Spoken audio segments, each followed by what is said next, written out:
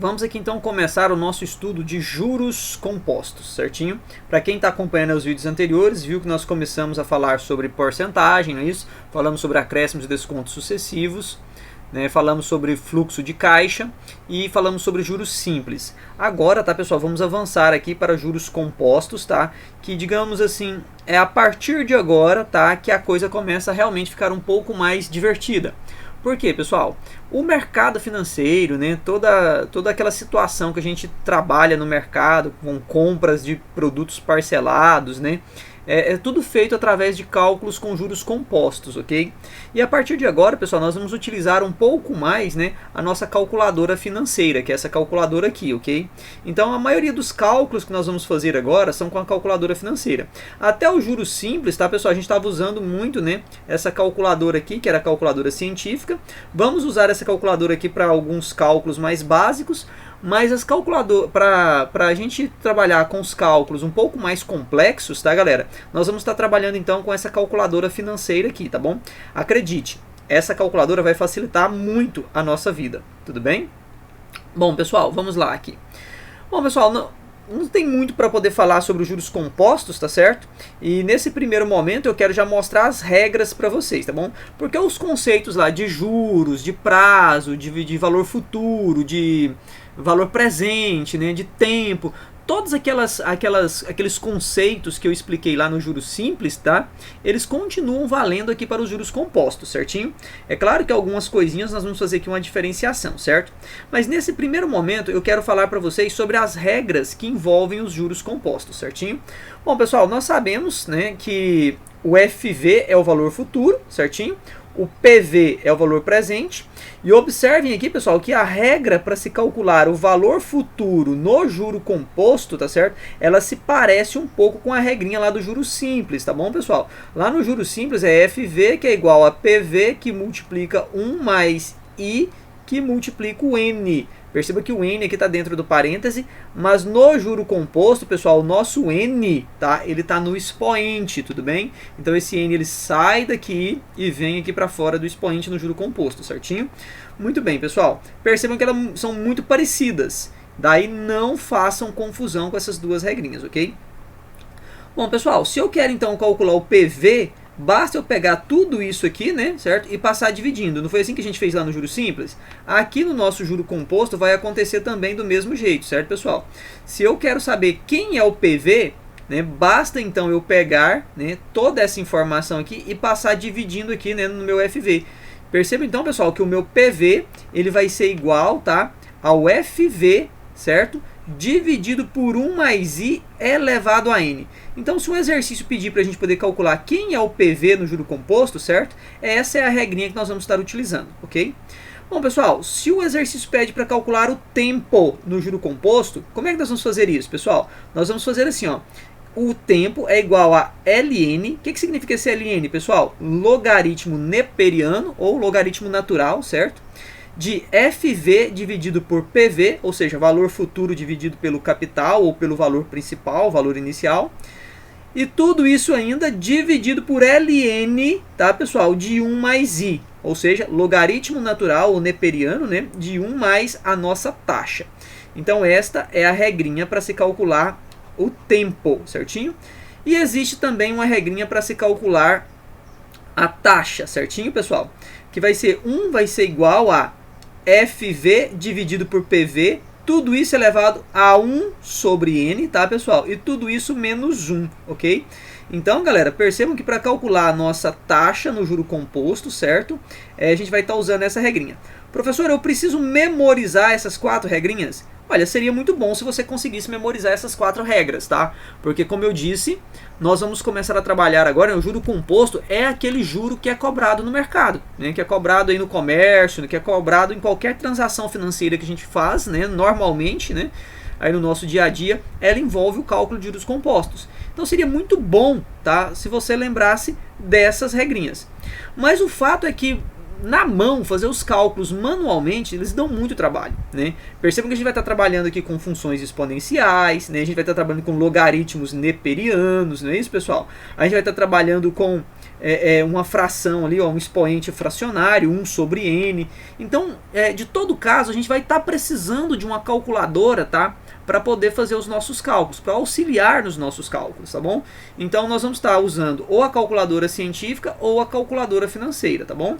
Então, de todo caso, a gente vai estar precisando de um outro recurso para avançar no nosso raciocínio, certinho? Uma coisa que eu quero deixar claro para vocês, pessoal, em todo cálculo, né, que você for fazer, use o mínimo, tá, pessoal, de 4 a 6 casas decimais, correto? Então eu falo aqui para usar 6 casas decimais, tá, nos nossos cálculos, porque com 6 casas decimais a gente vai garantir, tá, pessoal, uma resposta mais fidedigna, tudo bem? Então, daqui a pouco, quando eu estiver fazendo os exemplos, aí vocês vão entender como usar essas 6 casas decimais, beleza? Bom, pessoal, vamos mostrar aqui então o fluxo de caixa, tá, de uma aplicação, né, de juro composto.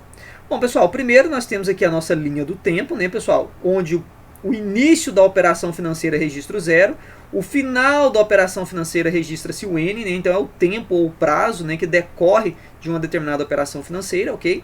Isso não muda lá da ideia do fluxo de caixa. Como se trata de uma aplicação, o dinheiro ele, primeiramente está saindo do nosso bolso, né? Então o nosso PV setinha para baixo. Percebam que aqui, ó, galera, eu já coloquei, tá, a regrinha do PV aqui, ó, PV igual ao FV dividido por 1 mais I elevado a N, tá, pessoal? Então a regrinha do PV eu já coloco aqui pra gente.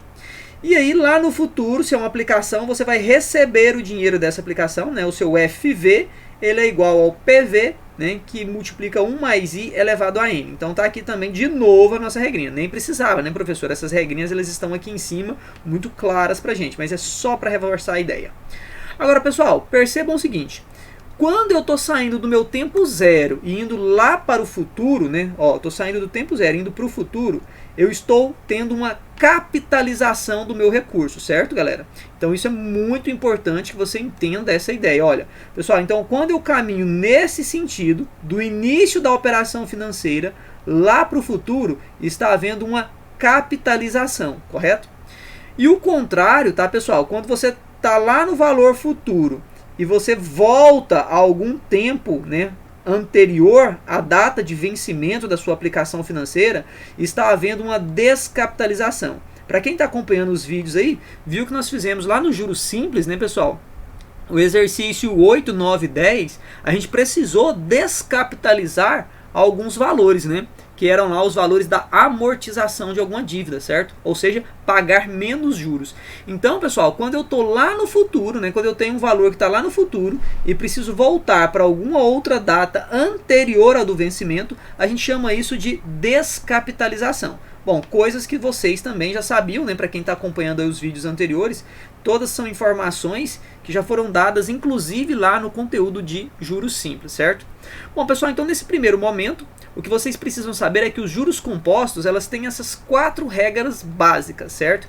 E aí, né, seria interessante se vocês conseguissem memorizar, tudo bem? Mas, em todo caso, a gente vai estar sempre utilizando, tá, o auxílio da calculadora financeira. Bom, pessoal, a remuneração, né, no juro composto, ela acontece da seguinte forma, certo?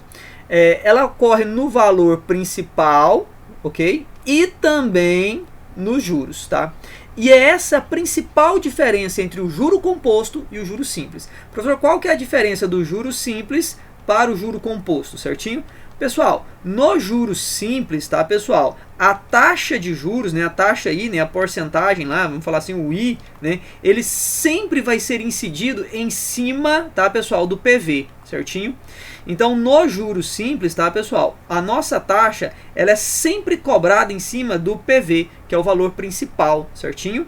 Agora, no juro composto, pessoal, significa que a nossa taxa de juros, ela vai ser cobrada em cima de quem? Ela vai ser cobrada em cima do PV mais dos juros, certinho?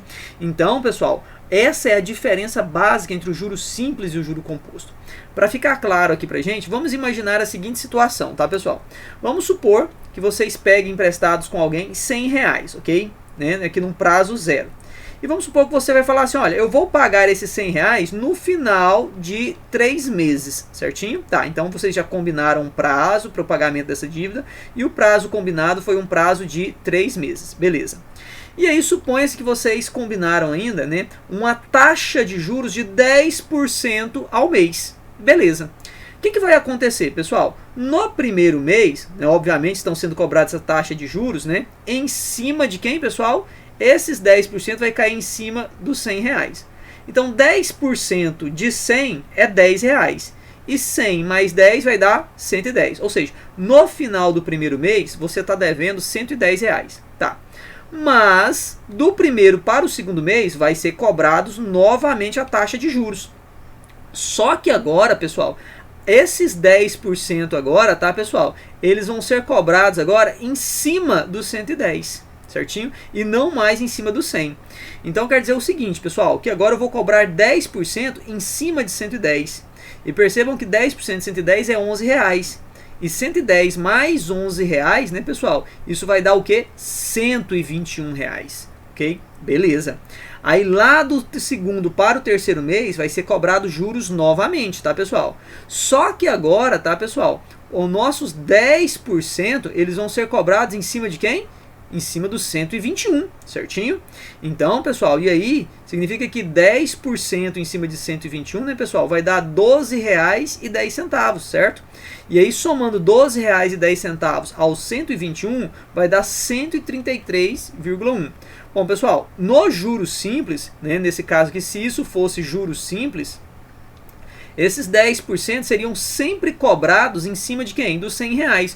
Ou seja, galera, aí aqui no primeiro mês você estaria pagando R$10 de juros, mais os 100 da dívida, aí seria 110, certo? No segundo mês, você estaria pagando outros R$10 da dívida, certo? Outros R$10, mais os 110 do mês anterior, você estaria pagando 120. Se fosse no juros simples, no terceiro mês você estaria pagando R$10 de juros, mais os R$120 do mês anterior, o que daria R$130. Então percebam, pessoal, que no juros simples, os 10% são sempre cobrados em cima de quem? Dos R$100, que é o PV, que é o valor inicial. Agora, pessoal, no juro composto, olha só o que está acontecendo. Esses 10% no primeiro mês, eles são cobrados em cima de quem? No primeiro mês, eles são cobrados em cima dos R$100, certinho? No segundo mês, tá, pessoal? Aqui, ó, no segundo mês, no segundo mês é cobrados 10%, só que em cima dos 110. E no terceiro mês, os 10% é cobrado em cima dos 121, certinho? Gerando lá então o nosso 133%. Percebam, pessoal, que aqui, ó, dá uma diferença de R$1, né, entre o juro simples e o juro composto já no primeiro mês, já no segundo mês. E aqui no terceiro mês já dá uma diferença, pessoal, de R$3,10 já no segundo mês. E percebam, tá, pessoal, que o primeiro mês do juro simples com o juro composto não há diferença, né? O primeiro mês do juro simples e do juro composto, o valor é o mesmo. Então, se você for pegar um financiamento, né, um empréstimo, alguma coisa, por um mês, tanto faz você cobrar juro simples como juro composto, porque o resultado vai ser o mesmo. Agora, se você for avançar, né, o teu empréstimo para mais de um mês, aí não, né, pessoal? Aí o juro composto, né, para quem está pegando dinheiro emprestado é prejuízo, né? E para quem está emprestando dinheiro é lucro, né? Porque ele vai ganhar mais, certo, pessoal? Então esta é a diferença entre o juro simples, tá, e o juro composto.